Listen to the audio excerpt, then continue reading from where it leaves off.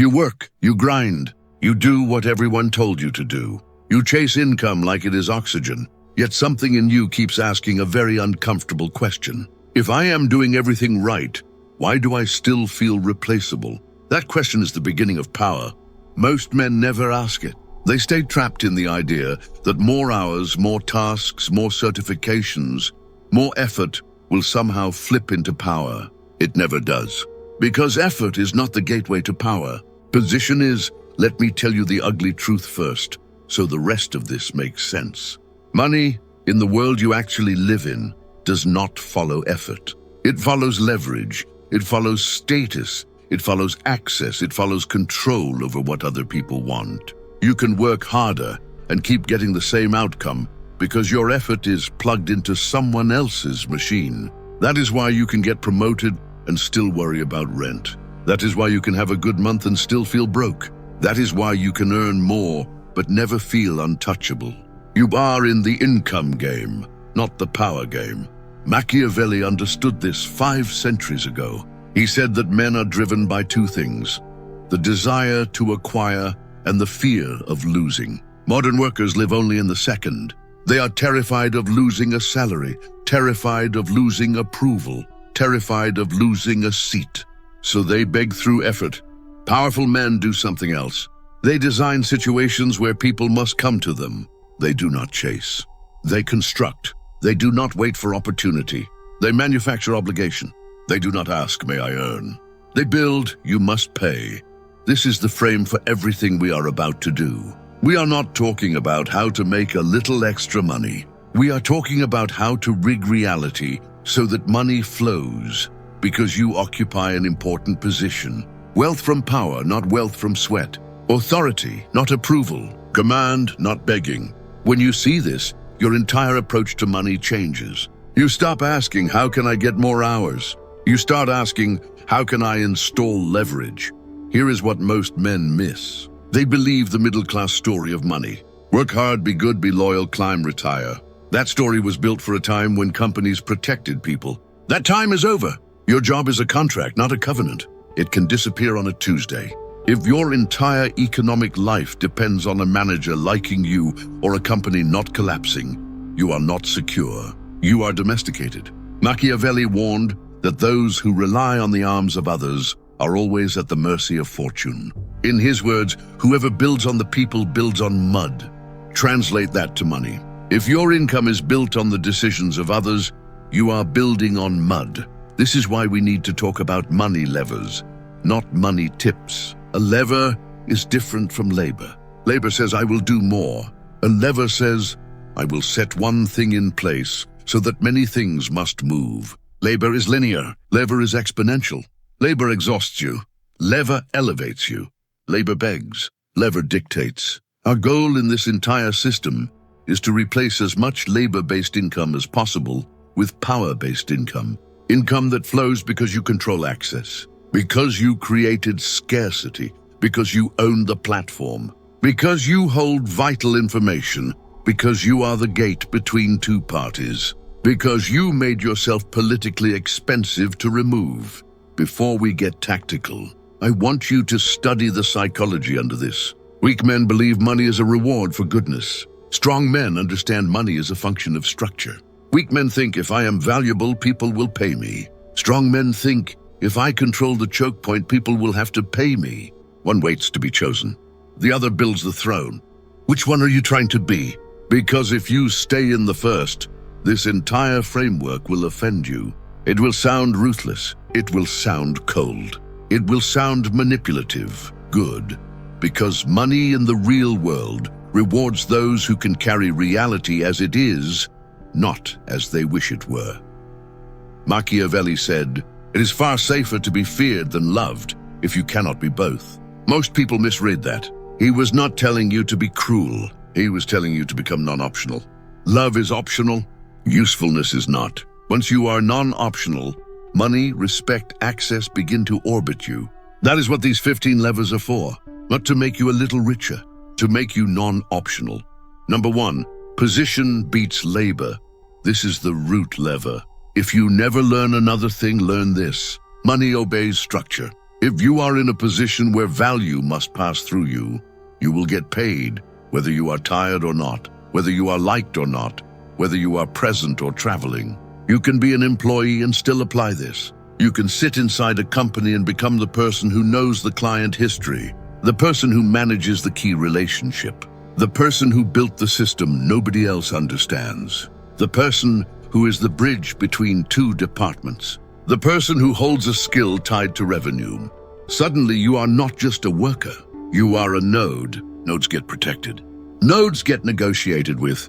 Nodes can name terms. This applies outside employment even more. If you build an audience, you built a position. If you control a list, you built a position. If you manage a community others want to access, you built a position. If you own the supplier relationship in a market, you built a position. If you are the only one in your area who can do a specific high-demand service for a specific group, you built a position. Position is the opposite of begging. It is the opposite of "I hope they renew." Position says, "They cannot bypass me without losing." That is money. Now this is crucial. You do not get into position by doing more of the same task. You get into position by moving closer to the lever. If you are the one doing the work, you are far from the lever. If you are the one controlling the work, you are closer. If you are the one deciding which work gets done and who gets it, you are at the lever. That is why managers get paid more even when they do not work as hard. They sit closer to allocation, and allocation is a lever. The trick is to stop measuring your progress in effort and start measuring it in proximity to leverage. At this point, you might be thinking, this sounds political. Exactly. Money at scale is political. It is about who can say yes, who can say no, and who gets to decide the rules. That is why princes, as Machiavelli observed, must so conduct themselves that great men need the state and the state needs them. Translate that. Make yourself needed by the people who decide, then make those people needed by you. That mutual dependency is the safest place for your money. Let me show you why this matters for your future. If you stay in labor mode, your income will always be capped by two ceilings: the time ceiling and the tolerance ceiling. The time ceiling is obvious. You only have so many hours. The tolerance ceiling is more subtle. Your body, your family, your mind can only tolerate so much grind before you hate your own life. That is why so many men burn out at 40. They tried to outrun a structural problem with personal intensity. They were valiant. They were not strategic. Power-based wealth does something different. It decouples money from personal force. You can still be ambitious. You can still work, but your work is invested, not consumed. You spend energy to install levers. You spend time to become the person they must call. You spend effort to build an asset or position that keeps working when you are not. The day that shift happens, you start to feel what real power feels like. Calm, choice, space. You stop checking the phone in panic. You stop saying yes to everything. You start pruning. You start setting terms. This first part is about burning the false belief that working harder will magically produce authority. It will not. Authority is engineered. Income that respects you is engineered. Networks that pay you are engineered. Reputation that compounds is engineered. We are going to walk through 15 such levers, and I will show you how each one creates obligation in your direction, not just admiration. But before we move into the more explicit, almost unfair levers like information asymmetry, gatekeeping, and reputation capital, you must accept something. If you still want to be liked more than you want to be paid, you will sabotage all of this. Power-based money requires you to become comfortable with being necessary, even when you are not universally loved. In the next part, we're going straight into the first cluster of ruthless money levers, the ones that turn you from a doer into a node and from a node into a gate. That is where most men never go, because it means other people's money will start to depend on them. But that is exactly where you need to be. Now that you understand why position beats labor, we can start pulling the money levers that actually shift you from earning to being paid. Think of this part as the architecture phase. In part 1, we tore down the weak frame that told you to chase paychecks. Here we begin building the strong frame that makes people pay you because of where you stand. And I want you to notice something as we go. None of these levers require you to become famous. None of them require you to be an extrovert, and none of them require you to do circus tricks online. They require you to think like a prince sitting over a city, not like a worker begging for a raise. Number 2, own the producing asset. This is the most boring advice in the world until you hear it in its Machiavellian form. Most people think of assets as nice-to-have investments. The powerful treat assets as shields. Machiavelli wrote that a prudent man must build in such a way that even when fortune turns against him, he still stands. That is what a producing asset does. It keeps you standing when clients disappear, when a boss changes, when a market slows down. But here is the twist. In the power game, an asset is not only real estate or stocks. An asset is anything that can produce money without new permission. A small digital product that sells every day is an asset. An email list that you can write to at any time is an asset. A high-value network you can connect people through is an asset. A system inside a company that you designed and that nobody else knows how to maintain is an asset. The consistent thing is this: it keeps producing as long as you keep ownership. When you do not own, you beg. When you do own, you dictate. This is why I said earlier that working harder does not get you free. Assets get you free. A man who has to wake up and sell every day is not free. A man who has a base of money flowing in every month before he even moves, that man can be strategic. He can say no. He can choose higher quality deals. He can reposition. He can wait. And waiting is a power move. Machiavelli said, "He who builds on his own arms builds on rock." Translate: he who builds on assets he controls builds on rock. He who builds on salary builds on sand. So ask yourself, what in your current life produces for you even when you are not working? If the answer is nothing, then your first assignment is not to quit your job. Your first assignment is to install one producing asset that sends money to you every week without a new approval from anyone. Number 3, control the route to the money. This is the choke point lever. You can be a good professional, a good seller, a good creator, and still be broke because the route to the money goes through someone else. Maybe the platform decides your reach. Maybe your manager decides your rate. Maybe the agency decides who gets the client. Maybe the distributor decides whether your product even shows up. Powerful men are obsessed with controlling the route. They create their own audience instead of renting it. They keep their own client list instead of letting companies own it. They get direct with buyers instead of filtering everything through middlemen. They build their own site, their own community, their own pipeline, their own distribution. Why? Because whoever controls the route controls the price. Let me make it practical. Suppose you are a service provider. If every deal you get comes from a single platform, then the platform owns you.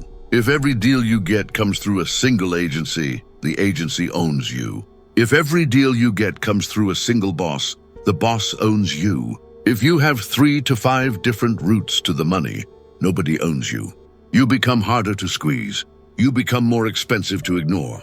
You become what companies call a key person. And key people get to break the rules quietly. This is why so many average but politically smart people make more than excellent people. The excellent ones depend on one route. The smart ones built several. Machiavelli reminded princes that diversifying alliances keeps enemies from coordinating. In money terms, diversifying routes keeps gatekeepers from squeezing you. This is where a lot of men in their 30s and 40s get stuck. They built skill but not distribution. They know what to do, but have no way to reach the buyer without kneeling. That is not a skill problem, that is a root problem. The fix is not to learn another skill. The fix is to move closer to the buyer, to collect the buyer, to own a doorway. This can be as simple as owning the calendar with your top 10 clients and maintaining those relationships personally. It can be building a small private group where you teach and from which you can sell. It can be writing a weekly letter. It can be hosting a monthly event. It can be starting a channel. All of those are you telling the world, I will not live forever at the mercy of someone else's algorithm. I will own at least one pathway where people come directly to me. Number 4, gatekeep what others want. This is where the tone turns a bit sharper, because gatekeeping has become a bad word among people who do not understand power. They think that if information is open and everybody shares everything for free, the world will be fair. That is not how elite money works. Elite money is built on controlled access. The person who sits between talent and opportunity gets paid. The person who sits between buyers and suppliers gets paid. The person who sits between audience and advertiser gets paid. The person who sits between specialist and company gets paid. The person who sits between two groups that do not trust each other gets paid. In politics, in business, in media, in consulting, in real estate, in entertainment, the ones who win are the ones who can say, "You cannot have this person, this knowledge, this list, this introduction, this deal unless you go through me." Machiavelli wrote, "Men more quickly forget the death of their father than the loss of their inheritance." Why? Because access to resources creates emotion. When you become the person who grants or denies access, people will respect you more than they love you. And that is exactly what you want in money. Respect produces payment. Love does not always. Gatekeeping is simply you refusing to commoditize what is rare. You have a rare skill. You do not give it to everyone. You have a rare contact. You do not give it for free. You have a buyer who trusts you. You do not let random people bombard him. You have an audience. You do not endorse everyone. When you set those boundaries, your stock goes up. People recognize this man's access is valuable. That recognition is money. This applies everywhere. Inside companies, when you become the one who onboards new hires into a complex system, you are gatekeeping. In creative work, when you are the one who approves brand tone or final edits, you are gatekeeping. In local business, when you are the business that regulates which vendors get exposure, you are gatekeeping. Do you see the pattern? Gatekeeping is not being a tyrant. It is being a filter, and filters get paid because they save powerful people time, risk, and confusion. The more chaos you filter, the more power you have. The more power you have, the easier it is to charge. Let me show you the psychology behind this. Most men are afraid to gatekeep because they crave approval. They think, if I let everyone in, everyone will like me. What actually happens is the opposite. When you are available to everyone, people do not value you. When you are selective, people lean in. When you deny, people want. When you protect, people trust. That is why princes, as Machiavelli explained, must reward and punish in such a way that men always have need of the state. You are doing the same thing in the market. You reward those who value you. You block those who would waste you. You keep your values scarce enough that people must act right to access it. That is ruthless money. At this point, you may be thinking, this is powerful, but what if people get mad? Some will. That is the price of not being poor. You are not designing a life where everyone claps. You are designing a life where money moves toward you. In part 3, we are going even deeper into the levers that almost no one talks about openly, especially information asymmetry, authority packaging, and engineered dependency. These are the levers that make you not just valuable, but irreplaceable. And once you reach irreplaceable, the numbers start to look very different.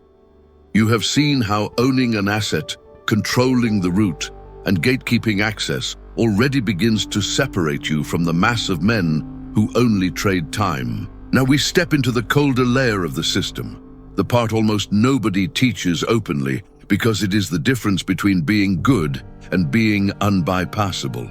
At this level, you are not just providing value, you are controlling the terms on which value can even be seen. That is where real money lives. Number 5, weaponize information asymmetry. Most people think money is paid for effort. In reality, money is often paid for what you know that others do not. When two parties are trying to move forward, and only one of them actually understands what is happening, the one who understands gets the advantage. That is information asymmetry. Machiavelli wrote that men judge more by the eye than the hand, because everyone can see, but few can touch. Translate this to money. Everyone can see the surface of a business. Almost nobody really understands the costs, the risks, the hidden constraints, the real bottleneck. If you are the one in the room who knows what will break, what will scale, what will fail, you become the person they pay to guide them. And when you become the one who can see further, you can charge more without doing more. This works inside a company and in the market. Inside a company, if you are the only one who actually knows how the client renewal cycle works, how the real revenue is recognized, or what compliance will allow, you have information asymmetry. Your boss cannot cut you without losing a map.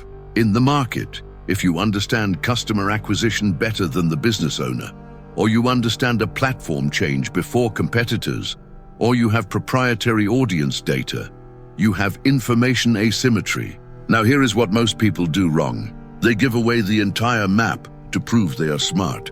That destroys the leverage. The Machiavellian move is to reveal enough to make them trust you, but not enough to make you unnecessary. You show the what, you sell the how. You explain the danger, you charge to avoid it. You reveal the pattern, you keep the exact mechanism. Machiavelli warned that a prince must always keep his intentions secret, because men imitate what they see. If everyone can copy you, you have no edge. So when you discover a working path to revenue, a unique sourcing method, a traffic method, a negotiation trick that gets faster approvals, do not run to social media to give it away for approval. Protect it, package it, sell it to the right buyers, and keep the most effective 20% to yourself. This is not selfish. This is how you remain the person they need to call every quarter. Number 6, authority packaging. You can have the knowledge and still not get paid for it if people do not perceive you as the one who should be giving orders. This is why average consultants with sharp positioning make more than silent geniuses. Machiavelli said that men in general judge more by appearances than by reality. All men have eyes. Few have the gift of penetration. Since that is how the world is, a smart man accepts it and uses it. Authority in the modern world is a product. It is designed. It is communicated. It is reinforced. It is not an accident. Authority packaging means you present your knowledge inside a frame that signals power. You speak in systems rather than tips. You show process, not random advice. You publish a clear model, a method, a name, a doctrine. You connect your ideas to respected sources, even historical ones. You make it clear who this is for and who this is not for. You control the context in which your work appears, the people you are seen with, the brands you attach to, the way your content looks, the consistency of your message. The reason this turns into money is simple. Buyers are afraid of being wrong. The clearer your authority, the safer it is to pay you. A disorganized expert is always paid like a beginner. A well-packaged expert gets retainer money. This matters even if you never post online. Inside a company, authority packaging is you becoming known as the person who solves revenue problems, or the person who translates technical to executive language, or the person who can brief leadership in 10 minutes. You start sending cleaner reports. You start presenting frameworks. You make the work look more strategic than everyone else. Suddenly, when a new initiative is forming, they call you to the meeting. This is very important because power-based money begins in the meetings you are invited to. If you are always informed after the fact, you are labor. If you are in the room where the direction is decided, you are leverage. Number 7, engineer dependency. This is one of the most effective and one of the most misunderstood levers. Dependency is not about making people weak. It's about making your role so tied to the outcome that removing you would be more expensive than keeping you. That is how you make money stick. Clients leave freelancers because there is no dependency. Companies cut staff because there is no dependency. Audiences forget creators because there is no dependency. Your goal is to install yourself inside their win. There are many ways to do this in a clean, strategic, even generous way. You can tie your work to a system they use every day, so you are the one who updates and improves it. You can integrate your service with their other services, so that pulling you out would break everything. You can hold the historical knowledge of a project so that replacing you would require weeks of onboarding. You can become the one who talks to both sides of the business, technical and commercial, so that you are the only one who has the full picture. You can even run the reporting in a way that leadership relies on to make decisions. None of this is evil. This is you learning from princes. Machiavelli said a wise prince must organize his state so that his subjects will always and in every circumstance have need of government. You are doing the same at a smaller scale. You are organizing your economic environment so that those who benefit from you always and in every circumstance have need of you. The psychology behind engineered dependency is that people pay most for continuity. Starting over is expensive. Change is risky. Being wrong is embarrassing. So if you make their life predictable, if you make the path forward clear, if you make the numbers easy to read, if you make the meetings shorter, if you keep the stakeholders aligned, they will keep you, even if your rate goes up, even if you work less, because they are not paying you for hours. They are paying you for stability. Now let me address a fear that might be forming in you. You might be thinking, if I hold information back, if I gatekeep, if I engineer dependency, will people see me as manipulative? Some will, but they are often the same people who expect to take value from you without rewarding you. Power-based wealth requires that you make peace with not being universally praised. You will be respected, sometimes quietly. You will be paid. You will be the call they make when things matter. That is what you want. In the next part, we are going to start linking these levers together so they compound.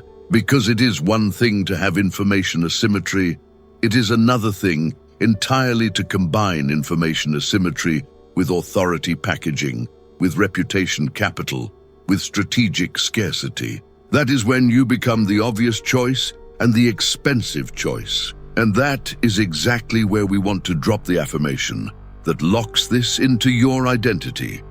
By now you can see the shape of the system. You are not just trying to make money. You are building an economic throne, assets underneath you, routes you control, gates you monitor, information only you fully understand. Dependency installed. That alone puts you ahead of most men in your age group. But there is another layer that multiplies everything, and if you ignore it, you will stay local when you could have gone global. That layer is reputation as capital. Number 8, reputation is interest on power. Most men chase short money and destroy long money. They take every deal, they bend to every client, they discount, they overpromise, they underprice, and in doing so, they eat their reputation to get a little cash. A Machiavellian builder does the opposite. He uses money to buy reputation. He turns down deals that would associate him with weak players. He delivers so decisively that people start telling the story for him. He aligns his name with strength, precision, and results. Why? Because money from reputation is the cheapest, cleanest, and most scalable money. It attracts, it does not chase. It compounds, it does not erode. It opens rooms you could never elbow your way into. Machiavelli wrote that it is not titles that honor men, but men that honor titles. Translate this to modern economics. It is not the niche that makes you premium. It is the way you show up in that niche that makes the niche look premium when you are in it. A man with a strong commercial reputation can sell a course, a service, a product, a partnership, a licensing deal, and they will all work. A man with a weak reputation can barely sell a discount. This is why you must see every single interaction as a reputation investment. When you show up on time, when you send the report before it is asked, when you help a key client win in public, when you protect confidentiality, when you do not gossip about people who pay you, when you keep your brand clean, you are not being nice. You are purchasing reputation. Reputation makes your next sale easier, your next negotiation shorter, your next rate higher. Here is the crucial psychology. People do not pay the highest prices to the most skilled person. They pay the highest prices to the person who is the safest to trust. Reputation is how you signal safety. And in a world full of noise, a man who is consistently correct consistently honorable, and consistently discreet becomes very expensive. You become the opposite of a risk. You become insurance. That is money. Number 9, scarcity and priority access. Everything we have built so far collapses if you let everyone in. Power requires boundaries. Profit requires boundaries. Energy requires boundaries. Machiavelli said a prince must learn how not to be good and use it or not use it according to necessity. In money terms, this means you must be willing to limit access even when being open would make you feel liked. If you do not limit access, your time gets chewed up by low-quality buyers. Your brand gets diluted by low-quality associations. Your price starts to look arbitrary, and your demand stops compounding. Scarcity is not pretending to be busy. Scarcity is organizing your offers so that the highest value people get the most access, the middle tier gets structured access, and the general audience gets content and products, but not your calendar. This is as true inside a company as it is in business. If every co-worker can ping you anytime and you answer instantly, you are low status. If everyone can book you for useless meetings, you are low status. If every client can get you at midnight, you are low status. The powerful ration themselves. They set office hours. They set response windows. They set minimum engagement sizes. They gate introductions. They tell people, this is how I work. And because they have assets, roots, information, and reputation, people accept it. This is where price becomes a lever instead of a number. When you raise your price or your minimum, you are not just trying to make extra. You are shaping who can even interact with you. You are moving the center of your economic life away from desperate people and toward decisive people. You are removing the noisy and inviting the serious. That shift changes your entire experience of money. You stop having to chase invoices. You stop arguing about small items. You stop defending your worth. The scarcity and priority access you installed did the talking for you. Number 10, power alliances. You can do a lot alone, but you will grow faster by being strategically seen beside other powerful people. Not in a needy tag everyone please accept me way. In a deliberate, mutually beneficial, non-begging way, Machiavelli advised that a prince should make it so that his great men need the state, and the state needs them. In your world, that means partnering with people who have what you do not have and giving them what they do not have. You have the offer, they have the audience. You have the audience, they have the distribution. You have the technical ability, they have the clients. You have the content, they have the credibility. When you do this right, you borrow reputation, you borrow roots, you borrow leverage. This is different from random networking. Random networking is showing up everywhere, hoping somebody chooses you. Power alliances are built around very clear exchanges. I will do this for your people. You will do this for mine. I will bring you into my deal. You will attach your name to my product. I will help your company hit this target. You will introduce me to your board. Everyone rises, everyone wins. And because you already built an asset, because you already control a route, because you already have information asymmetry and authority packaging, you are an attractive ally. People want to collaborate with those who make them look good. This is how you climb faster than the man who is grinding alone.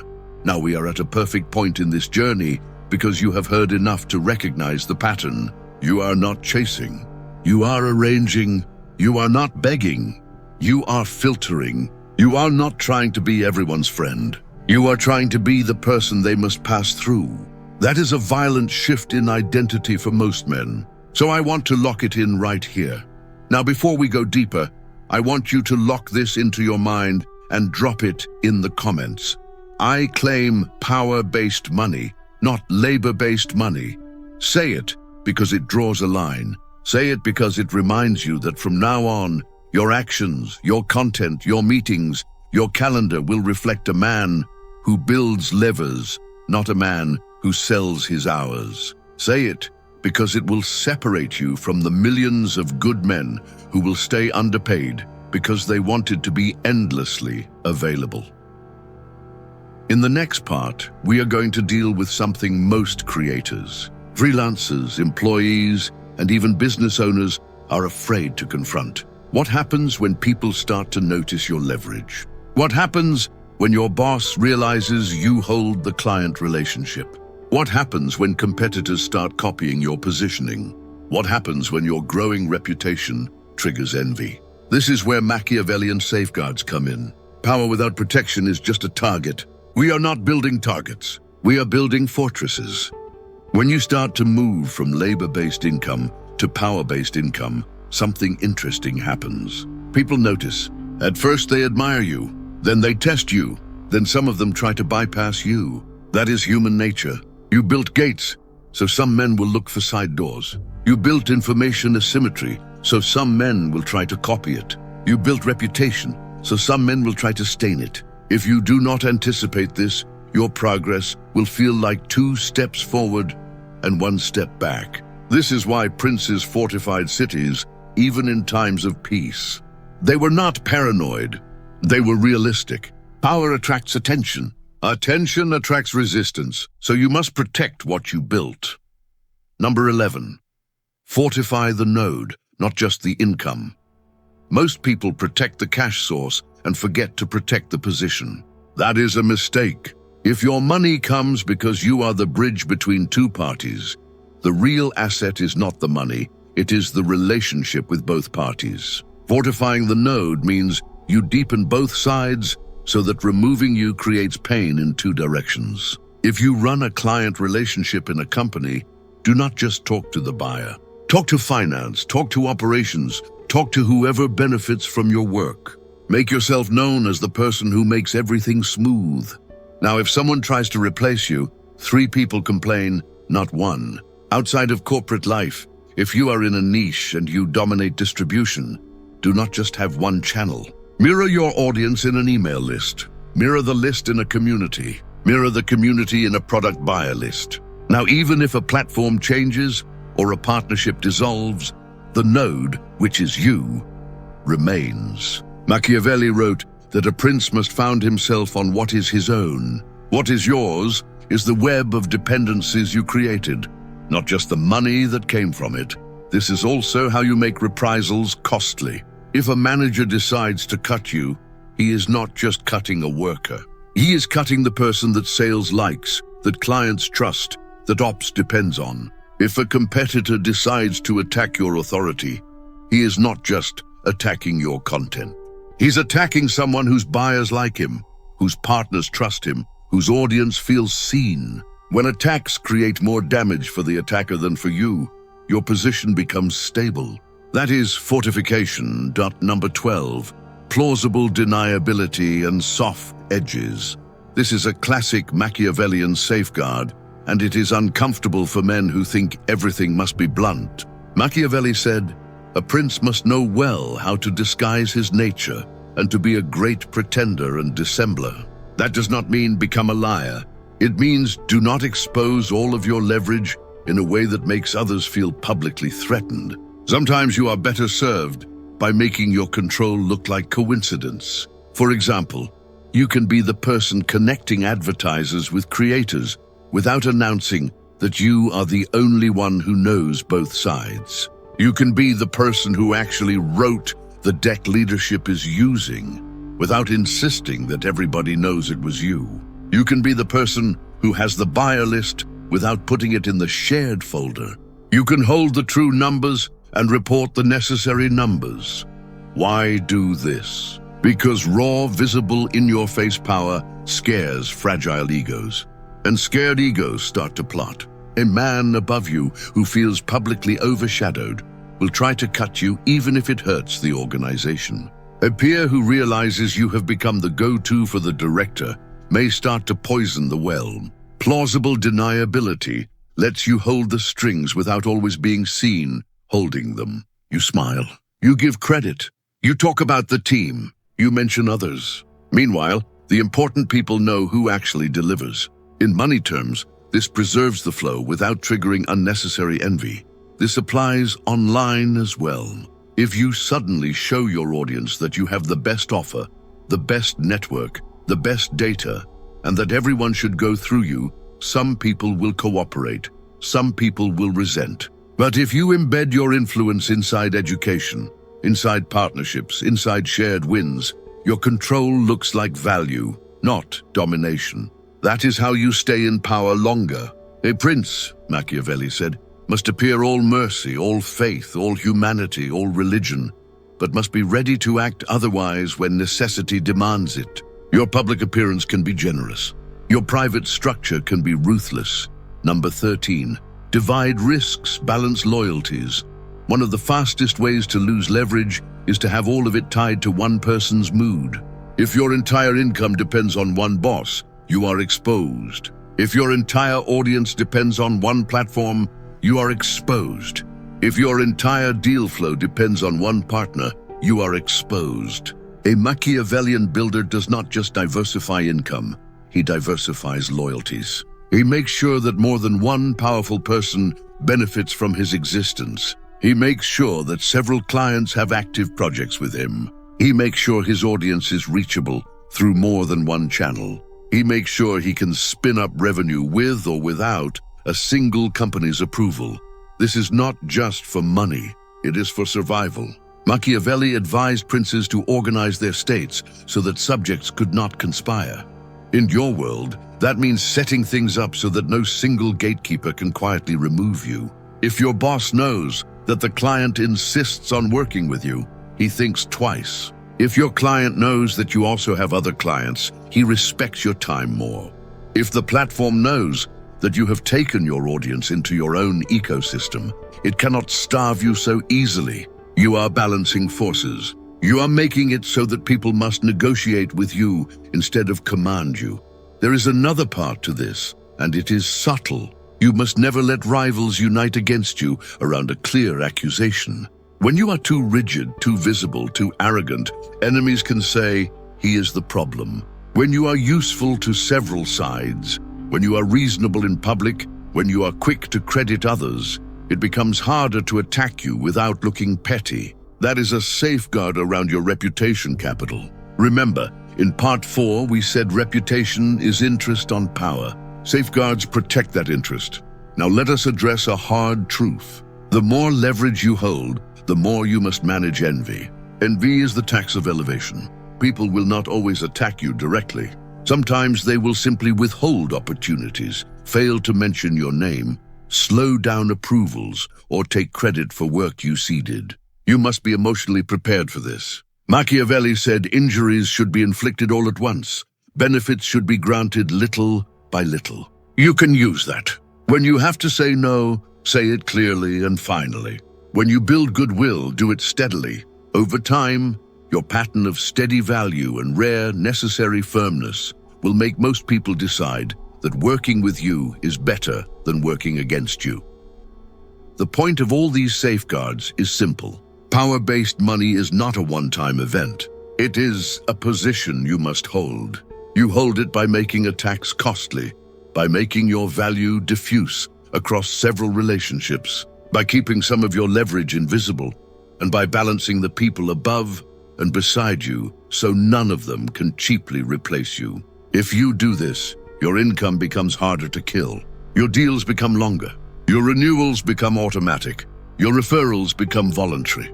That is when money begins to feel stable, not frantic.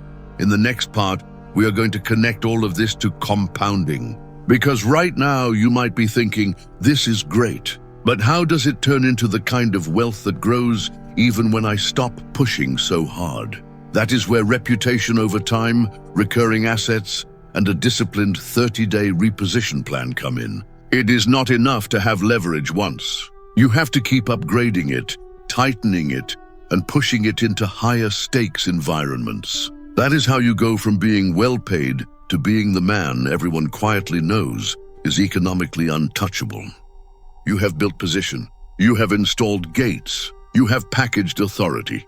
You have protected yourself with safeguards. Now you need something that turns this from a strong year into an unstoppable decade. That something is compounding. Most men think compounding belongs only to money sitting in an index fund.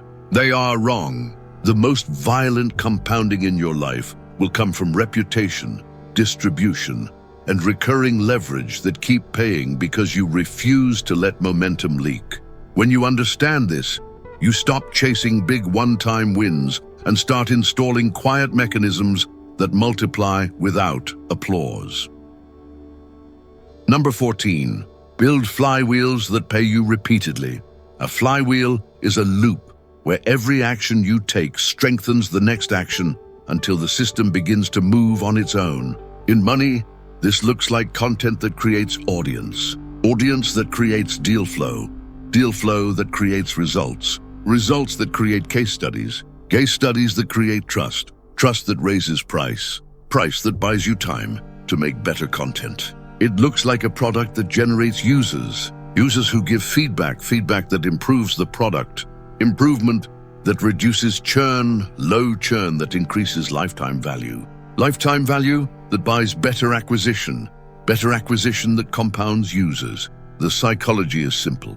People trust what they see often and what others already chose. So when you structure your economic life as a loop, each cycle lowers the resistance for the next cycle. You become the obvious decision. This is where reputation becomes mathematics. A single decisive delivery for a respected client turns into permission to charge more. Charging more lets you work with better clients. Better clients produce cleaner outcomes. Clean outcomes draw better allies. Better allies open rooms you could not enter.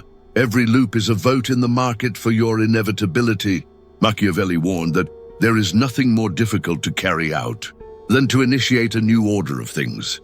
The first turns of the flywheel are heavy. You push anyway, because once it turns, you will not need to explain yourself to people who used to doubt you. The system will explain you. Make this practical. If you sell services, bake retention into the offer so the default is renewal.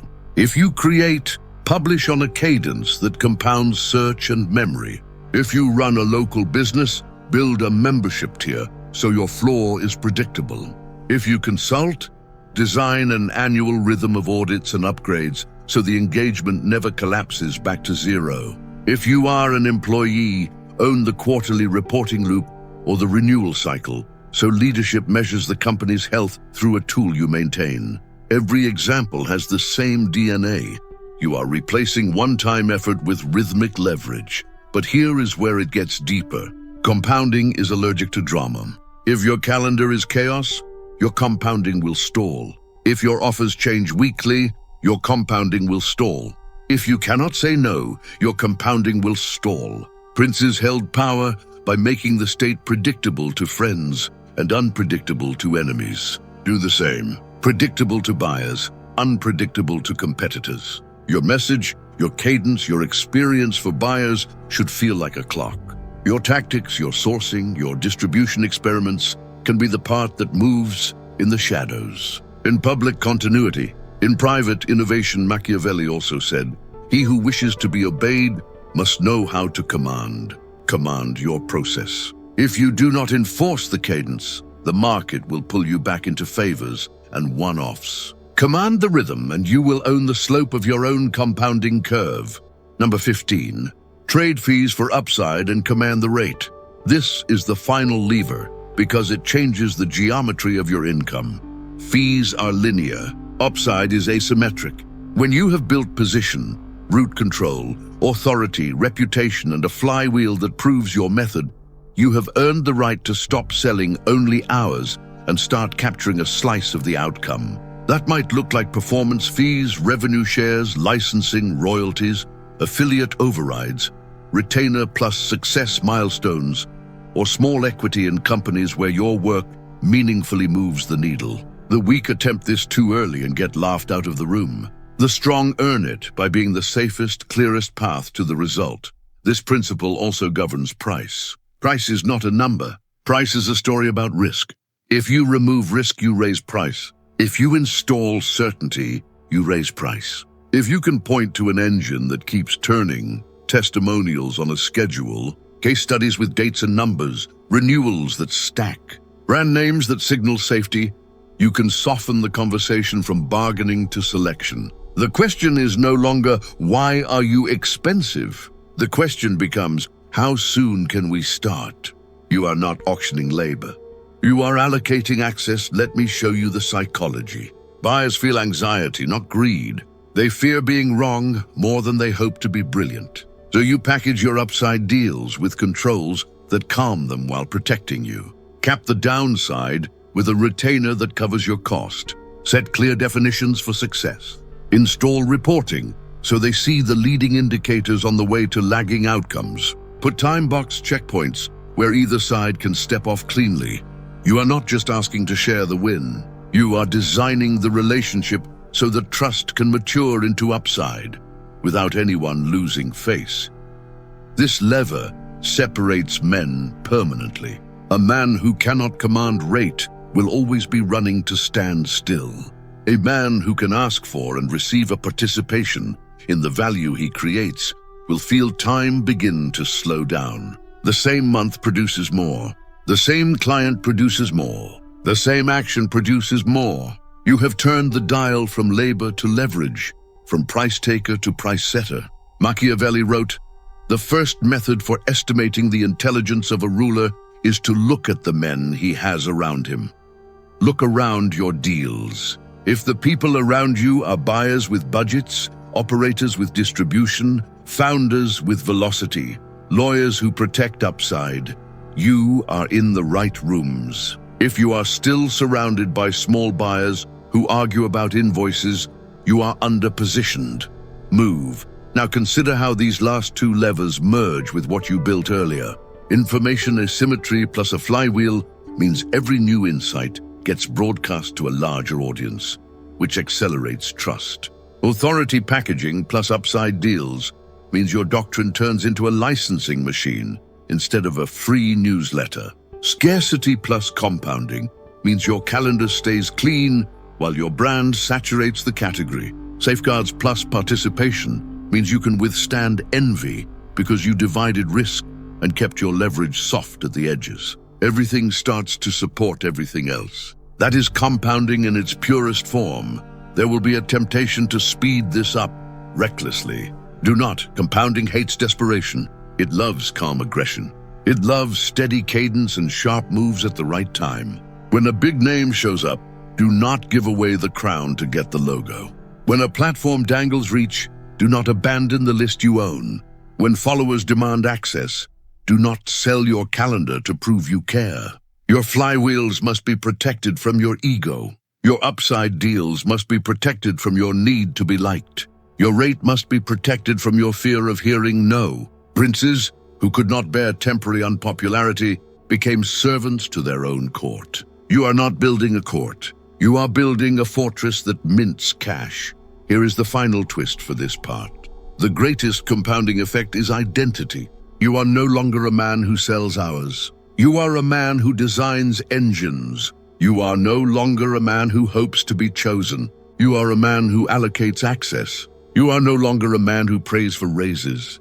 You are a man who commands the rate and the upside. Hold that identity like a title you will not surrender. Because every day the world will invite you back into the comfortable cage of labor. Smile, decline, return to your levers. In the next part, we turn the entire philosophy into action. 30 days, a reposition plan that moves you from effort chasing to leverage installation. With concrete moves, you can execute while you work. We will map week by week how to collect roots, package authority, create a simple flywheel, and ask for your first slice of upside without burning bridges. Then we close with the full synthesis, a prince's manual for modern money that you can return to every quarter for the next 10 years. You do not need a year to change your money geometry. You need a month of disciplined moves that pull you out of the wage maze and plant you near the levers. This plan is not about quitting recklessly or announcing a new persona on social media. It's about quietly relocating your identity, your roots, and your proofs, so that by day 30, you already feel the difference. The office still sees you, the clients still see you, but the role you occupy is no longer a replaceable pair of hands. You become the node, and once you are the node, everything we have built so far starts to compound under its own weight. In the first week, you perform an audit that most men never attempt because it forces a confrontation with reality. You map the actual routes to the money in your world. Where does demand originate? Who names the price? Who approves the spend? Who decides the timing? And where precisely do you sit in that chain? Write it down so you cannot lie to yourself. Then you choose one producing asset you can install within the month, something that pays without new permission. It can be a simple digital product that solves the top recurring problem you already handle. A private letter that begins collecting your buyers in one place, or an internal dashboard you alone maintain that leadership will start using for decisions. The test is brutal and simple. Does it continue to pay you or position you even when nobody invites you to a meeting? If yes, it qualifies. While you do this, develop your one-page doctrine, so authority packaging begins immediately. Give your method a name, define who it is for, define what it is not for, and articulate the before and after state in plain language. Machiavelli reminded you that everyone sees what you appear to be. Few experience what you really are. The doctrine is how you control what they see. So they invite you to rooms where the real work is done. In the second week, you move from mapping to route control. You must own at least one direct line to the buyer. If you sell to the public, that means a simple opt-in and a weekly cadence that promises one concrete advantage readers feel every time they open. If you sell services, that means taking possession of the client calendar and installing standing check-ins that make your presence the default. If you are inside a company, that means becoming the steward of a cross-functional ritual, renewal prep, quarterly metrics, pipeline review, so executives consume the business through a lens you maintain. Alongside this, you install your first layer of scarcity. Set office hours, define response windows, publish minimums, not to posture but to filter. When you ration yourself, demand concentrates. When demand concentrates, price firms. This is also your week to choose one boundary that forces respect. Stop being pingable on every channel. Stop saying yes to zombie meetings. Stop offering free brain picks to people who will never buy.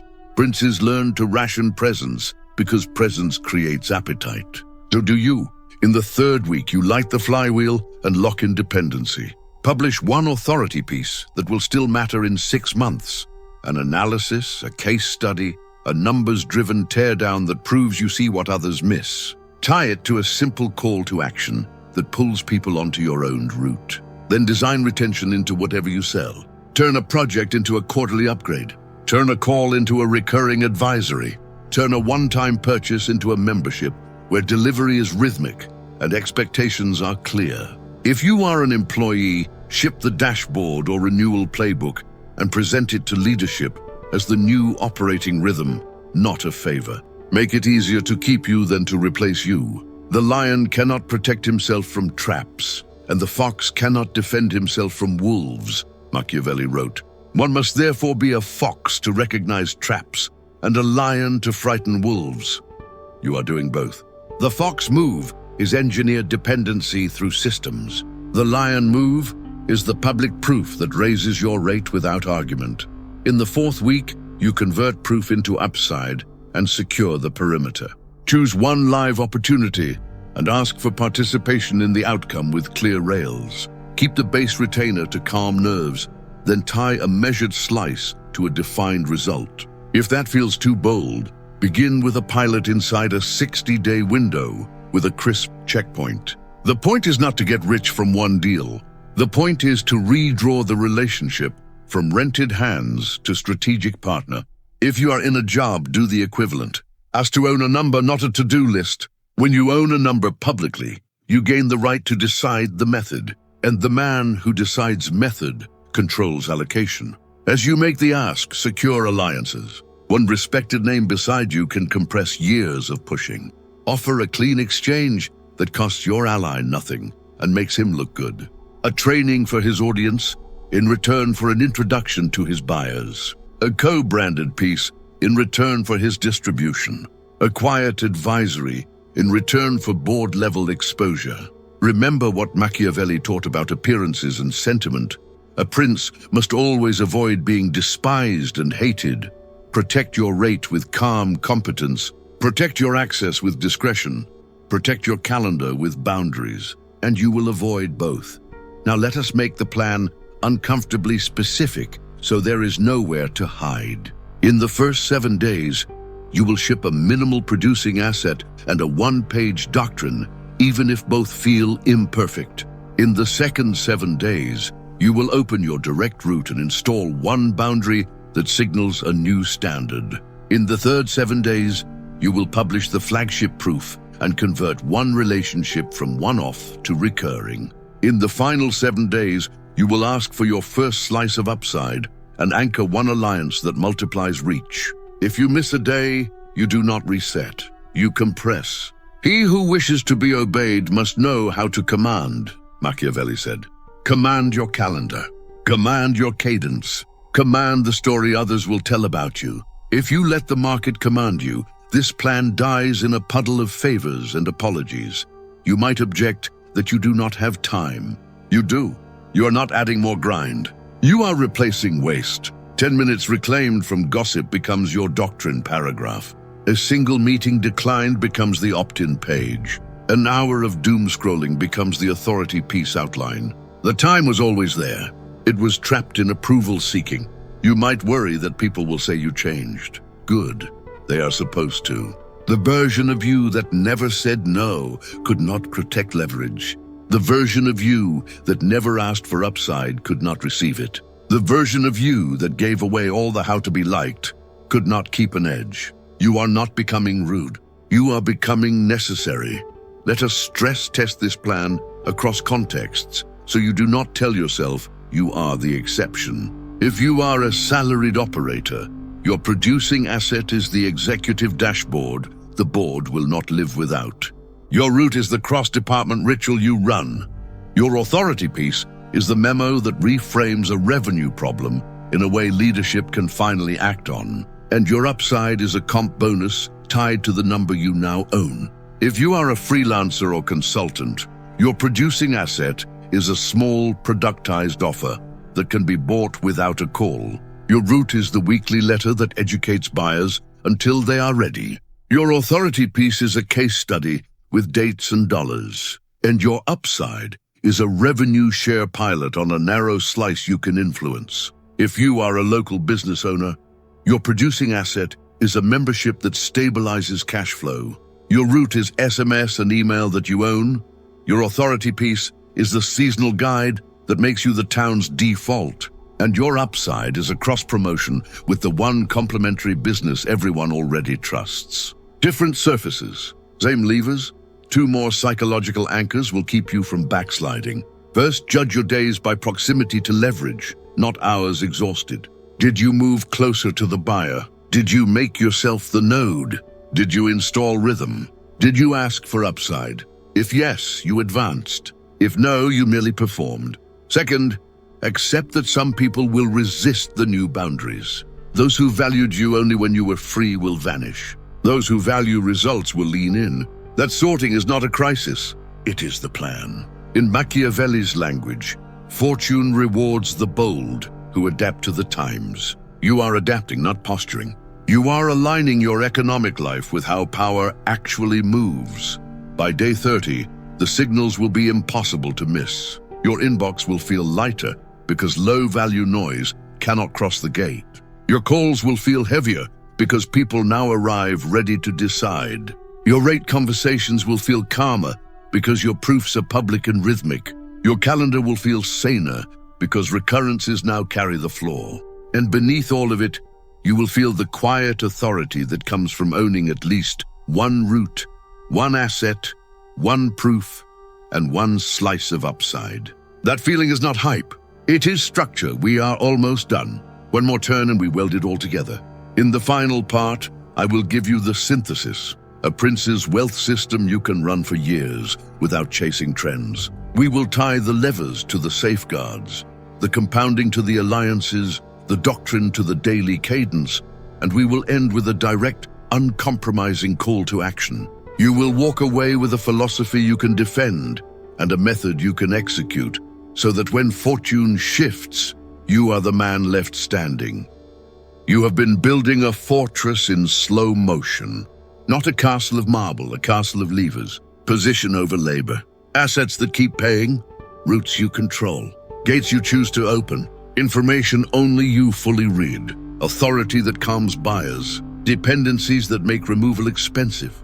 Reputation that compounds. Scarcity that filters. Alliances that multiply. Safeguards that keep envy from detonating your progress. Flywheels that turn quiet effort into public inevitability. And finally, participation in upside, so your time ceases to be a wage and becomes a claim. This is not a collection of tactics. This is a constitution, a prince's wealth system for a world that pays structure, not sweat. Take a breath and look at the geometry you have created. In part 1, we murdered the illusion that effort alone buys power, and we installed a new metric, proximity to leverage. In parts 2 and 3, we shifted your center of gravity from tasks to choke points by owning producing assets, controlling routes, gatekeeping what is scarce, weaponizing information asymmetry, and packaging authority so buyers feel safe. In part 4, we turned reputation into interest and rationed your presence so demand would concentrate. In part 5, we protected the node with plausible deniability, divided risks, and balanced loyalties so attacks would be costly and rare. In part 6, we spun compounding engines and traded fees for upside, so 1 month's action produced several months of return. In part 7, we forced it into time with a 30-day reposition plan, so this would not remain theory.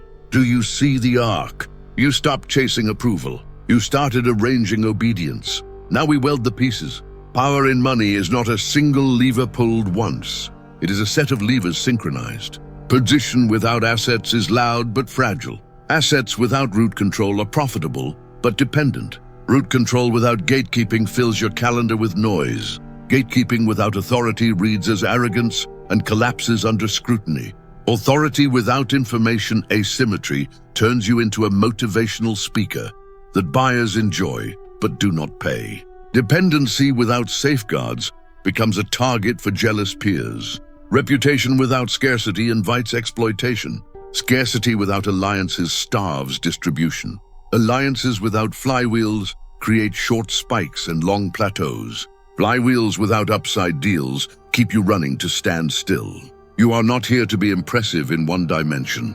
You are here to be inevitable in the whole. Machiavelli was ruthless because he refused to worship appearances. He said, "Everyone sees what you appear to be, few experience what you really are." He forced rulers to measure reality by results, not rituals. Do the same in your money. Are you being chosen, or are you allocating access? Are you explaining your price, or is the room explaining it for you? Are you chasing renewals, or do renewals chase you? Because their risk drops when you are present. Are you still a performer, or have you become a node? These questions do not flatter, they expose. And that exposure is the doorway to authority, because now you can correct the structure instead of punishing yourself for insufficient hustle. Here is the synthesis I want you to internalize. Power-based wealth rests on 3 pillars that reinforce one another each time you act. The first pillar is control of flow. That is routes, gates, and choke points. The second pillar is control of meaning. That is authority packaging, information asymmetry, and reputation. The third pillar is control of time. That is assets, flywheels, and upside. When flow obeys you, opportunities arrive without begging. When meaning obeys you, buyers comply without debate.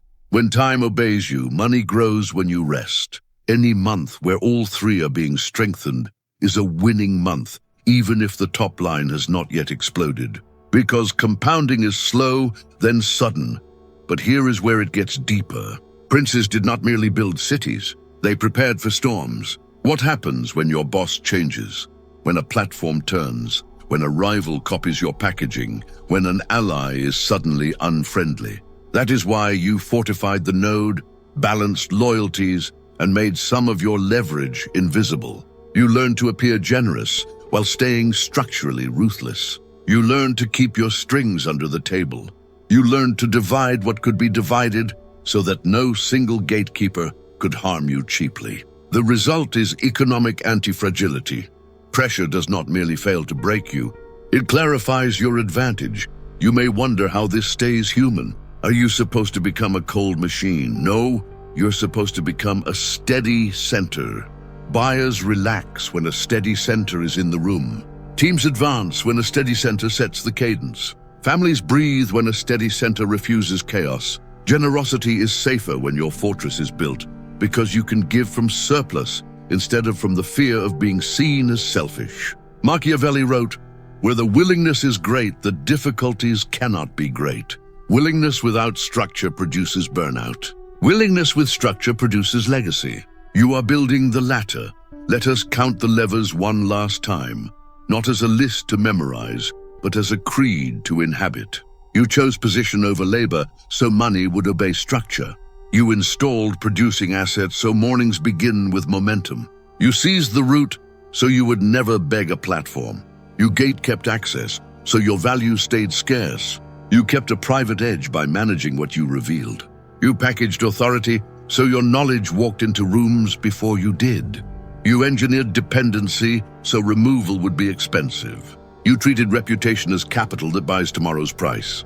You rationed yourself so serious buyers could hear themselves think. You formed alliances so your strength would be mirrored and magnified. You fortified the node so cuts would hurt the cutter.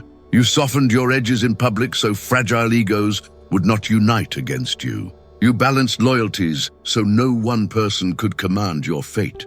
You spun flywheels so proof arrived on a schedule. You traded fees for upside so time would finally work for you. That is not hustle. That is statecraft. What about fortune? She is real. Markets turn. Algorithms twist. A mentor withdraws. A key client sells his company. Machiavelli's answer is not romantic. He said it is better to be impetuous than cautious, because fortune is a woman and favors the bold. You do not control her, but you can court her. Boldness in this system does not mean noise. It means decisive moves made at the moment of maximum leverage. It means asking for upside when your proofs are fresh. It means raising your minimum when demand concentrates. It means declining a deal that stinks of dependency. It means shipping the authority piece when nobody is applauding. Bold in the structure, not loud in the square. There is a reason the midpoint of this journey demanded a vow. I claim power-based money, not labor-based money. Hold it as a line you no longer cross. Every day you will be invited to violate it. Cheap attention will ask you to give away the how. Lonely hours will ask you to be infinitely available. Fear will ask you to drop your minimums. Impatience will ask you to blow up cadence. You will smile, remember who you are becoming, and refuse. Because what you are building is heavier than mood. It is a regime. So what are your marching orders now that the design is clear? You keep the 30-day rhythm on a loop until your default life reflects it. Every month you install or improve one asset. Every month you harden one route. Every month you publish one authority piece that will still matter next year. Every month you convert one one-off into recurring. Every month you ask for one slice of upside. Every month you prune one source of noise that dilutes your scarcity. Every month you deepen one alliance that moves you into stronger rooms. That is not a sprint. That is governance. And men who govern their economic life stop being at the mercy of managers, platforms, and gossip. I will leave you with 3 anchors strong enough to carry you through the years. First, choose structure over story. When you feel overwhelmed, return to the pillars of flow, meaning, and time. Second, choose cadence over heroics. When you feel behind, do the next rhythmic action that compounds instead of seeking a dramatic rescue. Third, choose position over appeasement. When you feel tempted to beg, build a gate. Machiavelli reminded rulers that a wise man ought always to follow the paths beaten by great men and to imitate those who have been supreme. You now have their path in modern form.